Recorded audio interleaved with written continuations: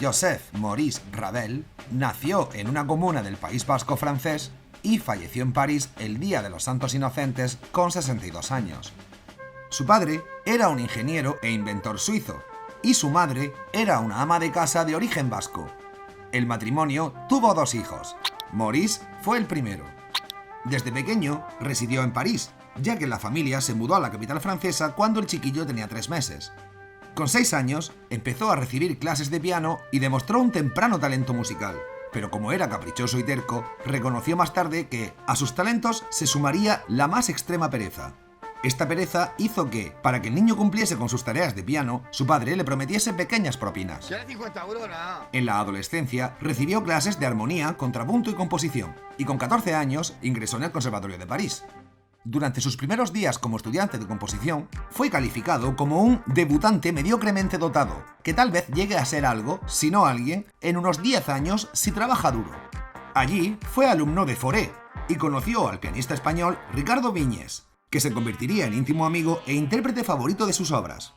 Ese mismo año asistió a la Exposición Universal y quedó fascinado por la música de Extremo Oriente y por los rebeldes Chabrier y Satie, lo que le costaría futuras enemistades con los tradicionalistas. En esta época comenzó a componer sus primeras obras, entre las que se incluye su famosa Pavana para una infanta difunta, aunque el compositor no le tenía mucho aprecio.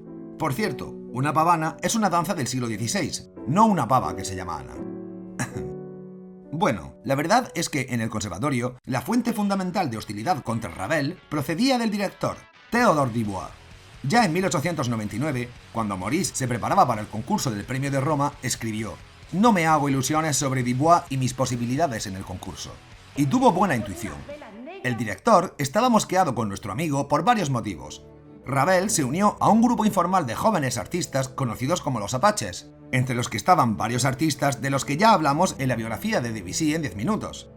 Además, cuando Claude estrenó la ópera Peleas y Mélisande, Dubois llegó a prohibir a los estudiantes del conservatorio que asistieran, y Maurice, para no llevarle la contraria, asistió a las 14 representaciones. Para hacerme el chulo. Pero bueno, es que el director del conservatorio, además de tenerle manía, tenía una visión muy conservadora de la música. Cuando Dubois rechazó por 4ª vez la candidatura de Ravel, que tenía ya 30 años y era alabado por la prensa, se montó un follón curioso, porque los únicos seleccionados para la ronda final eran todos alumnos de otro miembro del jurado. Antes de que se destapase del todo el chanchulleo, el director del conservatorio decidió jubilarse prematuramente y Fauré ocupó su cargo. De los 26 a los 33 compuso varias obras que veis en pantalla, pero la pieza que de verdad asentó su carácter musical fue Juegos de Agua.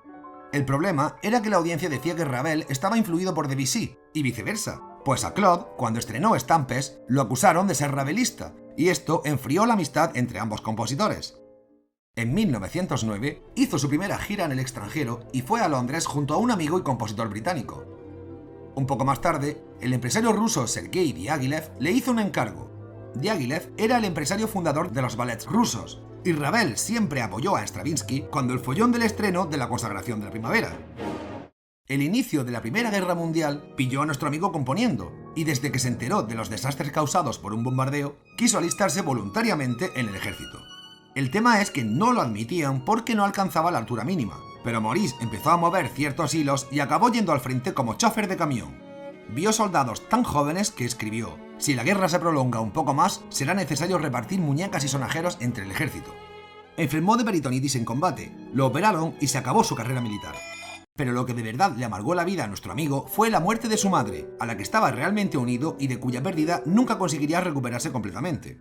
Ese año también creó una suite, que dedicó a sus amigos fallecidos por la guerra, y cuando le preguntaron que cómo era posible que la obra pareciese más alegre que triste, él contestó: «Los muertos son ya suficientemente tristes». En 1918 falleció Debussy y Ravel compuso una sonata en su memoria. Tras ello, a Maurice lo proclamaron como el más grande compositor francés vivo. Quisieron otorgarle la condecoración de Caballero de la Legión de Honor, pero la rechazó porque consideraba que la mayoría de los premiados habían chanchullado para obtenerla. Satie bromeó: «Ravel rechaza la Legión de Honor, pero toda su música lo acepta». Con 46, se mudó a una casucha a menos de 30 kilómetros de París, en la cual residió hasta su fallecimiento y que hoy se puede visitar porque es un museo. Poco después hizo una gira por Europa y cuando cumplió el medio siglo compuso El niño y los sortilegios, una de sus obras más originales. Cuando tenía 53 años, fue invitado a hacer una gira por Estados Unidos. Aunque estaba presente la famosa ley seca que prohibía el consumo de alcohol, los organizadores le aseguraron que dispondría de todo tipo de bebidas alcohólicas y le regalaron una caja de su tabaco favorito. Allí conoció a varios músicos y actores. Gershwin le pidió clases, pero el francés se negó argumentando que usted perdería su gran espontaneidad melódica para componer en un mal estilo raveliano. Y cuando ambos fueron a Harlem a escuchar jazz, Maurice descubrió que los cigarrillos que se fumaban allí daban mucha risa. La célebre bailarina y coreógrafa Ida Rubinstein encargó a Ravel un ballet de carácter español y el compositor adoptó una antigua danza, el bolero. Este bolero, aunque comparte nombre con el bolero cubano del siglo XIX, era una danza de origen español surgida en el siglo XVIII y ligada al flamenco. Además de otras características musicales, el bolero español se ejecuta en 3x4 y el bolero cubano en 4x4. Bueno, pues el bolero de Ravel despliega durante 15 minutos una sola línea melódica que se repite 9 veces, pero variando la orquestación. Él decía: he escrito solamente una obra maestra y esa es el bolero. Desgraciadamente está vacía de música. Y se sorprendió por el gran éxito que tuvo. Con 54 años, un pianista que había perdido la mano derecha durante la guerra solicitó a varios compositores que hiciesen piezas para mano izquierda, y hubo algunos que le hicieron caso, pero la obra que ganó más relevancia fue el concierto para mano izquierda, de Ravel. Al pianista no le gustaba del todo esta obra y en el estreno dijo que había introducido algunas modificaciones en la pieza. Esto no le hizo ni pizca de gracia a Maurice, y entre las cartas que se intercambiaron, merece la pena destacar que el pianista le dijo: los intérpretes no deben ser esclavos, y Ravel le contestó: los intérpretes son unos esclavos. En 1930 comenzó a perder la memoria, pero en plan fuerte, en plan voy a la playa y se me olvida cómo nadar. Además, no recordaba los nombres de las personas, y decía cosas del tipo: esa mujer tan desagradable que cuida de la casa, para referirse a la ama de llaves.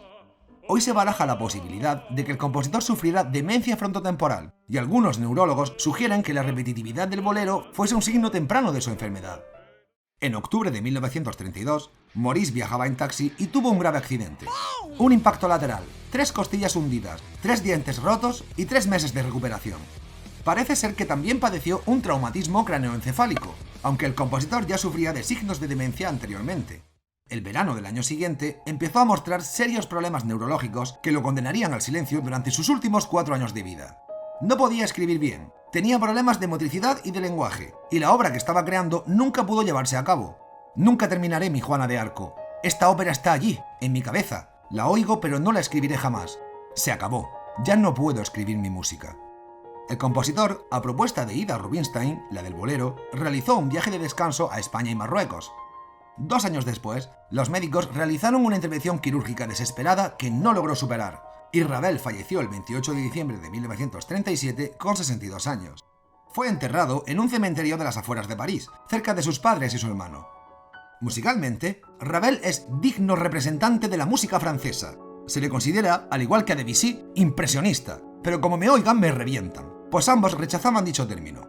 Creó 111 obras, y Ravel nunca renunció a la tonalidad, como sí lo hizo Stravinsky, que apodó a Maurice relojero suizo. Le inspiró en gran medida a España. Falla decía que era más español que los españoles, y hay varias obras suyas que avalan esta teoría. También le fascinaba Oriente, Grecia e incluso la música gitana.